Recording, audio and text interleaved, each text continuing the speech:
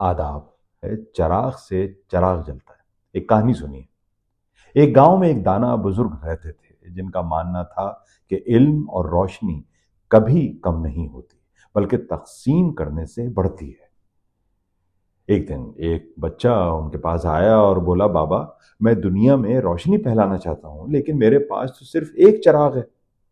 بزرگ مسکرائے، اپنے چراغ کو جلایا اور نوجوان کے چراغ کو اس سے روشن کیا، پھر بولے، دیکھو میرا چراغ جلتا رہ گیا اور تمہارا بھی روشن ہو گیا۔ علم اور روشنی ایسے ہی تقسیم ہوتی ہے بغیر کسی نقصان کے۔ یہ منظر گاؤں والوں کے لیے ایک سبق آموز تھا کہ روشنی اور علم بانٹنے سے کم نہیں ہوتے بلکہ بڑھتے ہیں، علم میں اضافہ ہوتا ہے۔ تو آپ بھی علم میں اضافہ کیجیے اور معلومات کو تقسیم کیجیے۔ چراغ سے چراغ جلائیے۔